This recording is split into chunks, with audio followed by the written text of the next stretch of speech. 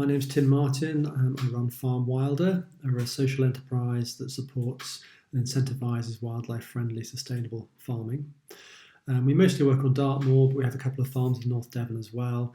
And as we grow, it might be we've actually worked with some of you guys. We will hopefully need more and more farmers as time goes on. Or it might be that what we're doing you can learn from that and inspire you to do some of the sort of marketing we do in order to get a better price for your beef, which is basically what we do. So I'm going to talk you through what we're doing and look forward to answering your questions on the 25th. So Farm Wilder we set up in 2019. I'm not an expert on farming. I'm not a farmer, in fact. My background is in TV, wildlife TV, and BBC Natural History Unit. I'm interested in farming, and I made a few programs about farming as well. I made a program with Rebecca Hosking called A Farm for the Future, which really kind of inspired me with sustainable farming. I made a series called Harvest as well about the science of farming. So I knew a little bit about farming, but I'm no expert at all. But what I did know was that wildlife on farms is declining massively. This is what's happened to skylarks over the last 50 years. And all my life has been this constant background of wildlife declining in the UK because of the way we now farm. Same's happened to cuckoos, again a massive decline.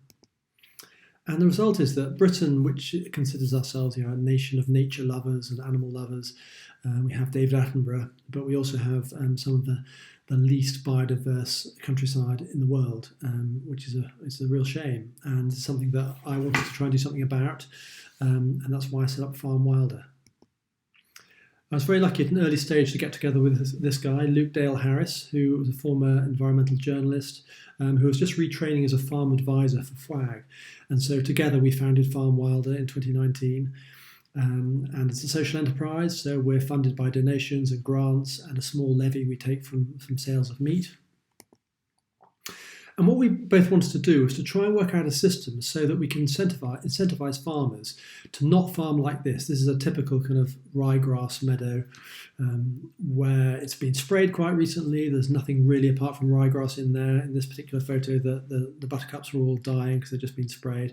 But this is how people productively farm in the UK, and it's a shame because we would love to have a system where farmers could have fields like this and actually make money because of the diversity. This is a wildflower meadow near Blagdon Lake in Somerset. You can see the orchids there. It's wonderful, traditional hay meadow. And so what we're trying to do at Farm Wilder is create value, reward farmers for having fields like this. It's obviously more valuable for wildlife. It's more valuable for the climate because of the carbon. It's better for rivers and it's better for the soil. But the current farming system doesn't reward this, and that's what we've been trying to change. Obviously, elms will have a contribution to this, but that's going to take a long time to come in. And I think it's also important that we approach this from a consumer point of view as well, and we make consumers aware of the value of meadows like this and of having wildlife on farms, and try and encourage them to be prepared to pay a little bit more for higher quality meat that helps wildlife and is more sustainable. So Luke and I set up this brand, Farm Wilder.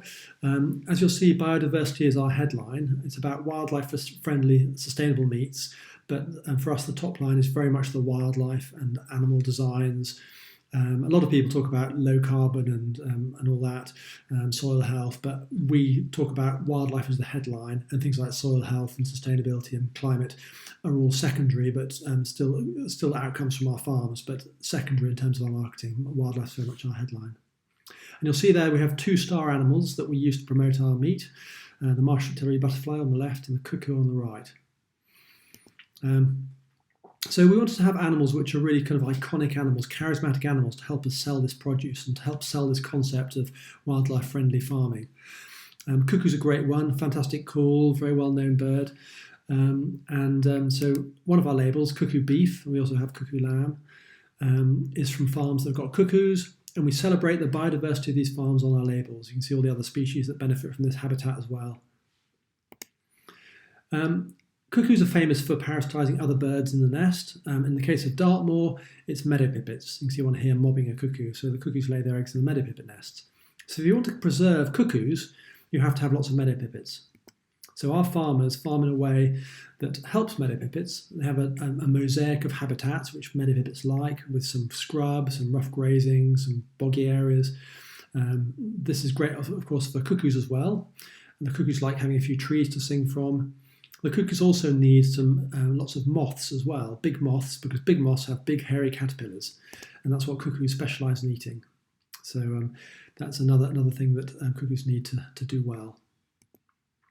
Here's one of our cuckoo beef farmers, Russell Ritalik, down in Dartmoor, and that's very, very good cuckoo habitat behind him there, where his Angus's are breeding. He's got more productive land lower down the valley, but this is his cuckoo habitat. Here's our second star, the Marshall Tilley butterfly, a particularly rare and beautiful butterfly. It has strongholds in boggy pastures in the west and southwest of the UK. And here's where it lives, the roast pasture, or I think you call it Culm Meadows in North Devon. Same thing, basically.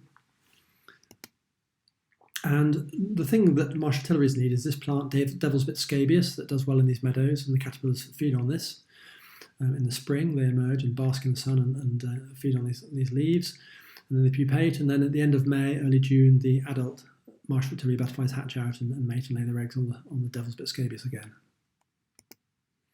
Here's our Fritillary butterfly beef label. Again, we've got the butterfly, but we're also celebrating the whole biodiversity of this area. You can see a grey wagtail, there's a willow warbler, a buzzard, dragonflies, orchids. It's all about that story of the biodiversity that sits behind this butterfly. Of course, the butterfly is only one of the stories we tell about these meadows. There's all sorts of other rare stuff as well, bees and dragonflies and birds and flowers. And that's, I think it's really important for us, telling the story about diversity. Everyone's telling the story about carbon at the moment, soil carbon and climate, which I think ultimately is quite boring for shoppers. I think telling the story of the wildlife is actually a more interesting way to market produce. So how do you become a farm wilder farmer?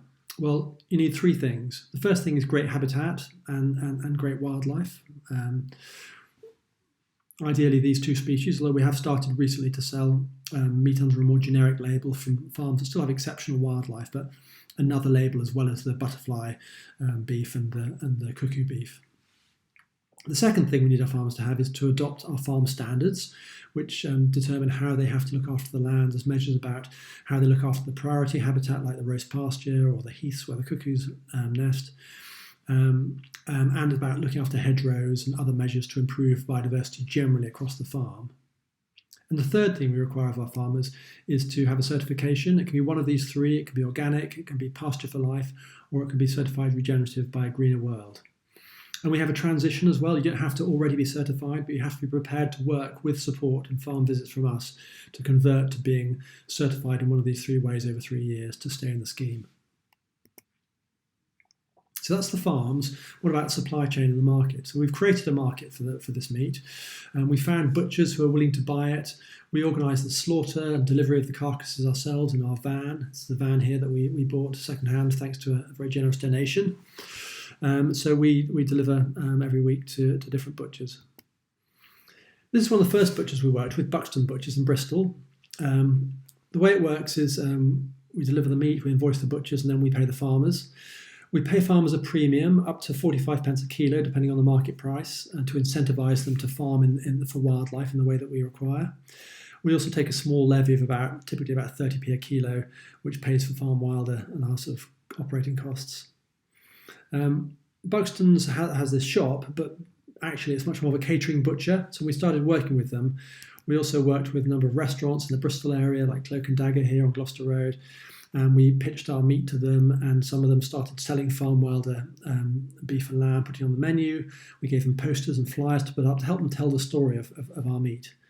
And they did some the Sunday roast with cuckoo beef from John Savoury's farm in Dartmoor. And I think it's just great that we're telling the story of wildlife on menus in restaurants. I think it's a really positive thing. Buxton's also sold, to help balance the carcass, they sold mince for making burgers. And one year at Glastonbury, they had these burgers and obviously promoting farm wilder and our wonderful meat, which is great. And then, of course, you can see where this is going. COVID comes along and suddenly all the restaurants and the Glastonbury, it all falls out the window. So it has been very hard for us, and we did lose several butchers and we lost about half our sales. So it's been a difficult last year, but things are on the up again now. So one thing that's really helped us survive the COVID is that we've got 3 really loyal, brilliant high street butchers we work with who aren't reliant on catering. So we've got P&K Meats here in Street, got Bill the Butcher in Bruton, and Blagden Butchers as well in Blagden Story Group, who have been fantastic. So that's really helped. High street butchers is one thing, but I've always felt that online sales is a really strong area for us, because we can market to people using social media and online and get people to buy our meat online. It's much, I think, easier than potentially than high street butchers. So we set up working alongside Fresh Range, an online retailer, when we started. In fact, Rich Osborne, who founded it, was one of our non-exec directors, still is. It's been a great help to us. We've worked very, very closely with them to help promote their sales online. We did a Southwest launch, and we got on loads of local publications. We got on ITV and BBC Regional News, telling the story of Farm Wilder. He's one of our farms in Dartmoor. And then we did a national launch in early 2020. There's an article from iNews. We had stuff in The Independent, lots of other online publications as well. So we worked with a PR agent to really push online sales with Fresh Range. And we have several celebrity ambassadors, including Chris Packham and Alice Roberts and Kate Humble, who help us promote what we're doing online. It all helps in that promotion of the online sales. And in fact, we made some marketing films with Fresh Range using some of our celebrity ambassadors. I want to show you one of these now. Supporting our local farmers is absolutely critical. Sustainably reared, pasture-fed meat. It's got more vitamins, it's got more minerals, and it tastes better. It's better for the planet and better for our environment. But hold on, Chris is a vegan. But I'm not one of those didactic vegans. I'm trying to encourage people to eat less meat, and if they are eating less meat, to spend the money that they would have spent on poor quality meat on better quality meat that's locally sourced and benefits the environment. For our health and for the health of the planet, we really need to stop buying cheap, intensively reared, grain-fed meat. The cost at the checkout might be cheaper, but the cost to the environment and to the planet is incalculable. So that was all great until Fresh Range decided to stop selling online, and in fact they've now gone into dynamic procurement, so that left us with a bit of a problem. However, we've just got 2 new online retailers coming on board, Farm Drop via Blagden Butchers, another one we're yet to announce, so things are looking much better for this year, but it has been difficult the last 12 months. Anyway, so hopefully we're growing quite quickly, and hopefully we can work with some of you guys directly. Check us out on our website, and we look forward to answering questions. Luke will be here as well on the 25th of May, so we can answer your questions and find out more about what you do and whether we might be able to work together in the future. Thanks very much. Bye.